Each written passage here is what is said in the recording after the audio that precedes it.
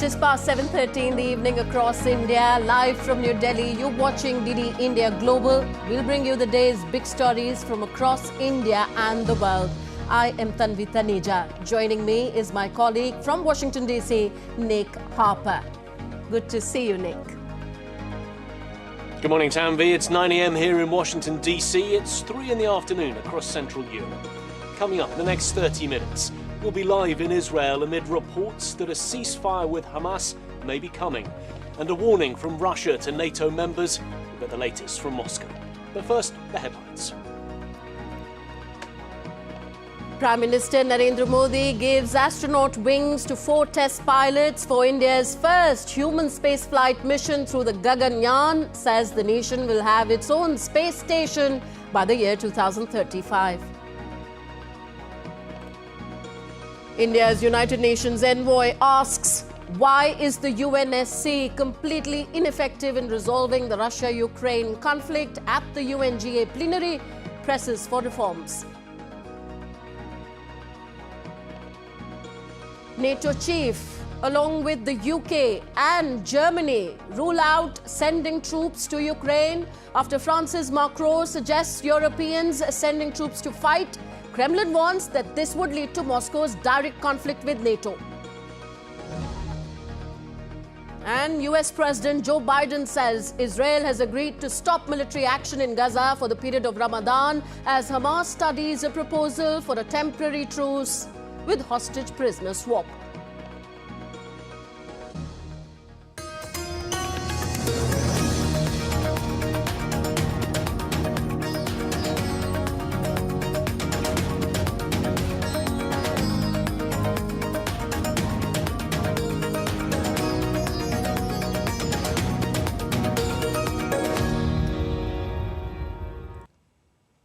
So, India's Prime Minister Narendra Modi reviewed the progress of India's first human space flight mission, the Gaganyaan, and bestowed astronaut wings to 4 astronaut designates.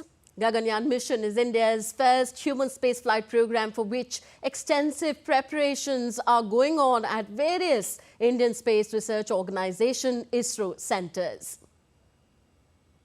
Addressing the gathering, Prime Minister Narendra Modi praised these 4 astronaut designates selected for the Gaganyaan mission. ये सिर्फ 4 नाम और 4 इंसान नहीं है, ये 140 crore aspirations को space में ले जाने वाली 4 शक्तियां हैं। 40 वर्ष के बाद कोई भारतीय अंतरिक्ष में जाने वाला है, लेकिन इस बार टाइम भी हमारा है, काउंटडाउन भी हमारा है और रॉकेट भी हमारा है। India's Prime Minister Narendra Modi on Tuesday also participated in the program Creating the Future, Digital Mobility for Automotive MSME Entrepreneurs in the South Indian city of Madurai. The Indian Prime Minister launched TVS Open Mobility Platform meant for micro, small and medium enterprises entrepreneurs at the event. Moving on, India has questioned why the UN Security Council has been rendered completely ineffective in resolving the Russia-Ukraine crisis. India's permanent representative to the United Nations, Ruchira Kamboj, raised the question at a UN General Assembly plenary meeting held in New York to mark the 2 years since the beginning of the Ukraine conflict. Ambassador Kamboj emphasized the urgent need for reforming the United Nations Security Council to enhance its effectiveness. As the conflict has continued for 2 years unabated, we, the Committee of UN Member States, must pause and ask ourselves 2 pressing questions. 1. Are we anywhere near a possible acceptable solution? And if not, why is it that the UN system, and particularly its principal organ, the United Nations Security Council, mandated to primarily maintain international peace and security, Why is it rendered completely ineffective to the resolution of the ongoing conflict? For multilateralism to be effective, Madam President, outdated and archaic structures need reform and reinventing, else their credibility will always be on the wane. And unless we fix that systemic flaw, we will continue to be found wanting. The conflict in Ukraine has triggered the worst crisis in Russia's relations with the West since the 1962 Cuban Missile Crisis. French President Emmanuel Macron opened the door on Monday to European nations sending troops to Ukraine, although there are no takers to this idea yet. My colleague Nick Harper is in Washington, D.C. He gives us more on this and other stories making headlines around the world. Nick, dangerous propositions being proposed here in Europe. That's right, Tanvi. The Kremlin warned on Tuesday that conflict between Russia and the United States-led NATO military alliance would become inevitable if NATO European members sent their troops to Ukraine. The comments come after French President Emmanuel Macron did not rule out the possibility of sending its troops to Ukraine. He was speaking after a meeting with European leaders in Paris about future support for Kiev. But Macron also cautioned that there was no consensus at this stage for the idea.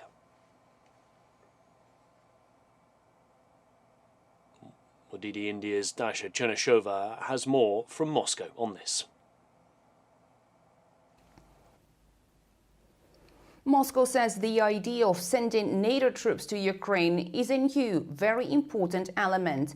Kremlin spokesman Dmitry Peskov said Tuesday that if that happens, the direct confrontation between Russia and NATO will be inevitable. He added that Moscow knows very well the position of France that aims to inflict a so-called strategic defeat on Russia.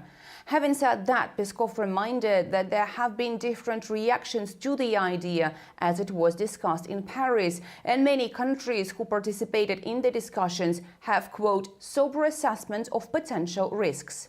He also urged NATO states to assess the idea and weigh on whether that meets the interests of the people in their countries. Russian Foreign Ministry spokesperson Maria Zakharova reminded that just a month ago, Paris was denying its involvement in recruiting mercenaries for Ukraine and called it Russian propaganda. Russian lawmakers say the EU is unlikely to support Emmanuel Macron's idea and also know that the French army is not that strong. Moscow has long been saying that NATO is getting more and more involved into the Russia-Ukraine conflict and is not interested in ending it.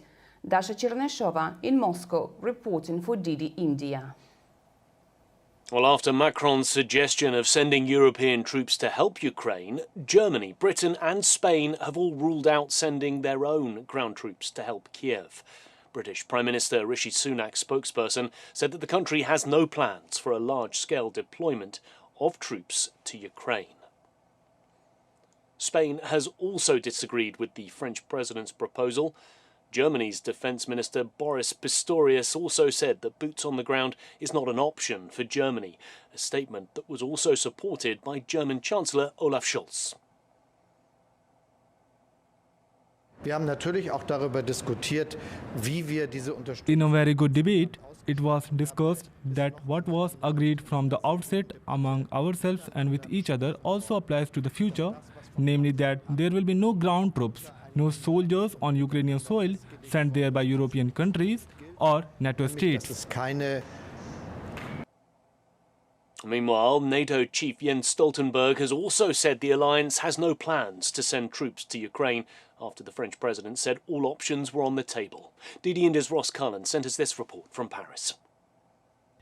Emmanuel Macron was questioned by reporters on Monday evening local time at the conclusion of a conference for aid for Ukraine, which he hosted at the Elysee Palace, and he did say that he's ruling nothing out. So the question was about European nations sending their troops inside Ukraine, and Macron did say that nothing is being taken off the table when it comes to that issue. Now, this first came to light when the Slovakian Prime Minister Robert Fico did say that he understood understood that certain European countries were weighing whether to strike bilateral deals with Ukraine that would see their soldiers deployed inside Ukraine. He did say that Slovakia would not be doing that, and he was quickly followed by the Czechia Prime Minister and also the Polish Prime Minister Donald Tusk, who said that Poland would not be deploying Polish soldiers inside Ukraine. The German Chancellor Olaf Scholz did say that during Monday's conference the issue was discussed and then ruled out, saying that European nations would not be sending troops inside Ukraine, echoing the response from the NATO Secretary General Jens Stoltenberg, who also agreed to that plan. Now, this comes into focus after the failed Ukrainian counteroffensive last year, which did not succeed in making major gains against Russia. Also, the fact that continued support for Ukraine's defence is flagging in the United States, and so European nations are weighing their next moves. During the conference on Monday, Emmanuel Macron did say that there was an agreement to form a coalition of willing countries to speed up and send more medium and long-range missiles, with the French president saying that the priority above all others is increasing the flow of arms to support the Ukrainian armed forces. In Paris, Ross Cullen reporting for DD India. Well, sticking with NATO news, and Hungary's parliament on Monday ratified Sweden's bid to join the North Atlantic Treaty Organisation. The parliament cleared the final obstacle for expansion of the military alliance spurred by Russia's operation in Ukraine. Hungary's vote ended months of delays to complete Sweden's security policy shift and followed a visit by the Swedish Prime Minister on Friday, during which the two countries signed an arms deal. Hungary's parliament approved Sweden's NATO accession on Monday, clearing the last hurdle before the historic step by the Nordic country, whose neutrality lasted through 2 world wars and the simmering conflict of the Cold War. In a few days, the Scandinavian country will officially become the 32nd member country of the Atlantic Alliance. Sweden's NATO membership was supported by 188 lawmakers in the Hungarian parliament, with 6 against and no abstentions. Hungarian Prime Minister Viktor Orban's government has faced pressure from NATO allies to fall in line and seal Sweden's accession to the alliance. Sweden's Prime Minister hailed this as a historic day. The parliaments of all NATO countries have now voted for Sweden to become a member of NATO, and it is of course a historic day we are witnessing. Sweden is leaving behind 200 years of neutrality and military non-alignment. It's a big step and something to take seriously, but it is also a very natural step that we take. Getting approval from the Hungarian parliament was the final hurdle for Stockholm joining NATO. Swedish Prime Minister Ulf Kristersson visited Budapest on Friday to discuss defense and security cooperation with his Hungarian counterpart. The two sides agreed on a deal that would see Hungary acquire 4 new Swedish-made Gripen fighter jets. Meanwhile, U.S. Secretary of State Antony Blinken welcomed Poland's foreign minister on Monday to Washington, noting the significant strengthening of NATO with Sweden's admission. Blinken praised the admission of Sweden in the alliance. The Hungarian parliament approved the admission of Sweden to NATO. And so with that process now being completed, we very much look forward in the days ahead to finalizing everything and bringing Sweden into our alliance, our shared alliance. Stockholm abandoned its non-alignment policy for greater safety within the North Atlantic Treaty Organization in the wake of Russia's invasion of Ukraine in 2022. But the invasion left Sweden with a pivotal choice, either to join NATO or run the risk of standing alone against an increasingly aggressive near neighbor. The Hungarian ratification will now be signed by the country's Speaker of the Parliament and President within a few days. After that, the remaining formalities are likely to be concluded swiftly. Aman Kumar Himanshu's report for DD India. Well, now to the United States, where the presidential race is heading to Michigan today, which is holding its primary for both the Democrats and the Republicans. Donald Trump and Nikki Haley are the major Republican candidates in Michigan's GOP primary, while President Biden himself does not have any major primary challenger in the Democratic contest. Trump faces another head-to-head matchup with former UN Ambassador Nikki Haley, after Haley's better-than-expected showing in South Carolina at the weekend. It exposed weaknesses on Trump's flank, particularly among more traditional Republicans and moderate voters.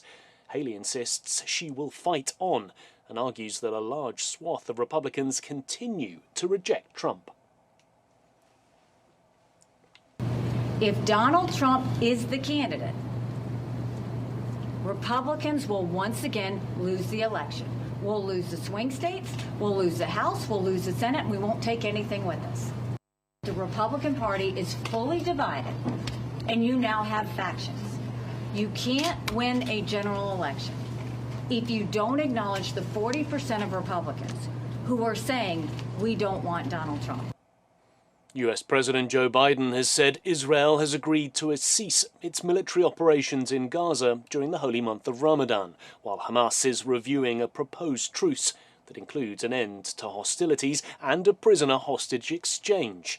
This draft proposal represents the most significant effort in weeks to resolve the conflict that began in October last year.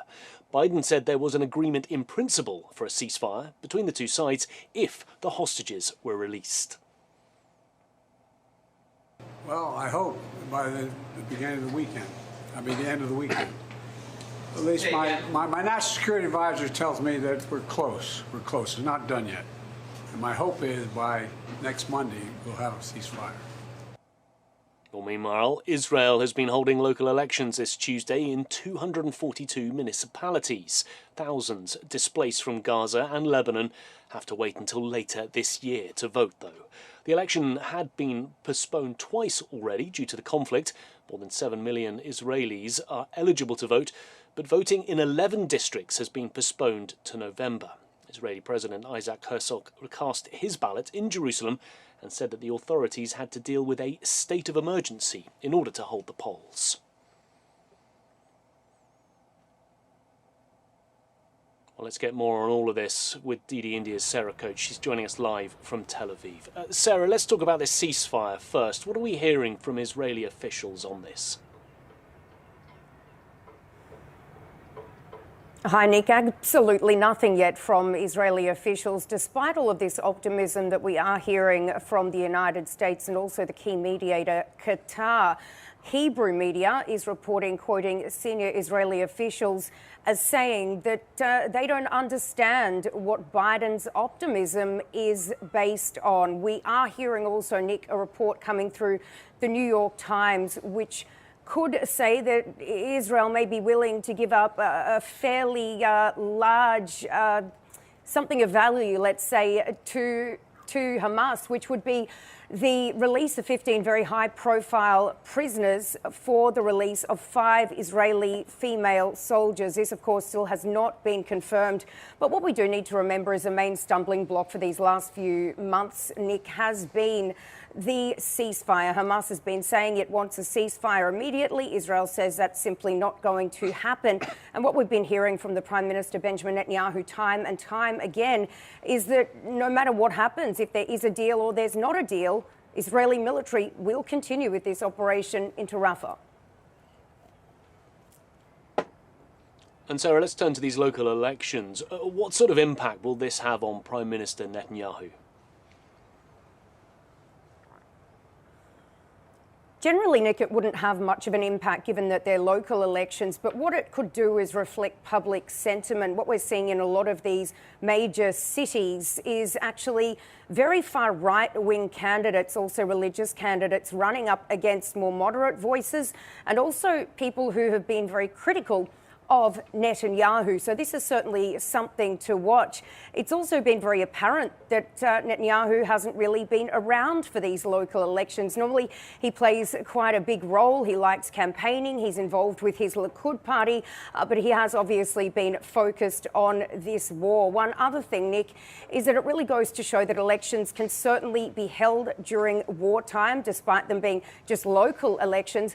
And this is something that we've been hearing from Netanyahu's Likud party, putting pressure on the opposition like Yair Lapid, who's been calling for elections, saying that if elections were to be held now, all that it would do would be damage the country. So certainly goes to show that this can certainly happen, Nick. Sarah, thank you. That was Sarah Coates joining us live from Tel Aviv. Well, that's it from me here in Washington. Tanvi, handing it back to you in the studio. Much, Nick, for all those updates. Nick Harper joining us all from Washington, D.C. India's External Affairs Minister Dr. S. Jaishankar strongly condemned the terrorist attack perpetrated by Hamas on 7th October last year in Israel. He was virtually addressing the 55th session of the UN Human Rights Council. The conflict in Gaza is of great concern to us all.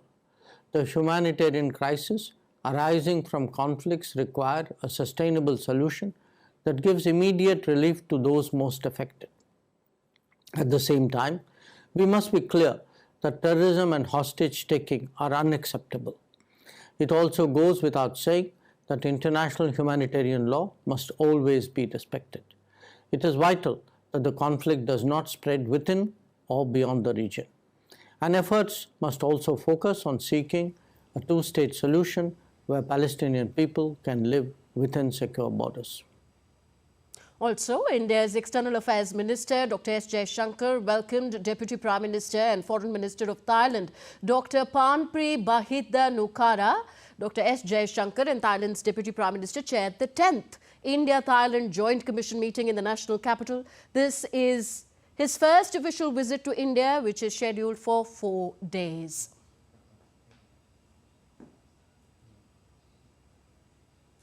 Staying in Asia, a national court has charged former Pakistan Prime Minister Imran Khan and his wife Bushra Bibi on Tuesday for allegedly accepting land as a bribe during Pakistan Prime Minister Imran Khan's tenure. Khan, aged 71, has been in jail since August on various charges and has consistently denied these accusations. On to Oceania region now. New Zealand is set to repeal the world's first law banning tobacco sales for future generations on Tuesday. The anti-tobacco rule was set to take effect from July this year. But the new coalition government confirmed the repeal as a matter of urgency. The law would have banned sales to those born after 1st January 2009. There were plans to also cut nicotine content in smoked tobacco products and reduce the number of tobacco retailers by more than 90%. Clashes erupted between Polish farmers and police in Poland's Warsaw on Tuesday as farmers continued their protest against EU policies. The Polish farmers intensified their ongoing strike, which commenced 2 weeks prior, protesting against restrictions imposed by EU regulations aimed at addressing climate change. They also oppose increasing costs, what they perceive as unfair competition from abroad, particularly Ukraine. And we now take a look at other stories making news around the world.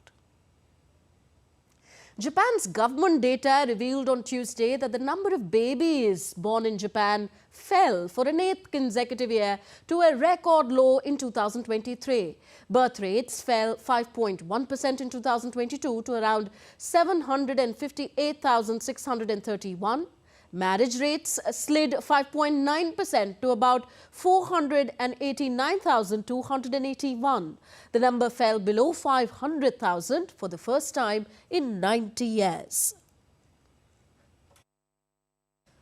Southeast Asia's largest multinational annual Cobra Gold military exercise commenced on Tuesday in Thailand.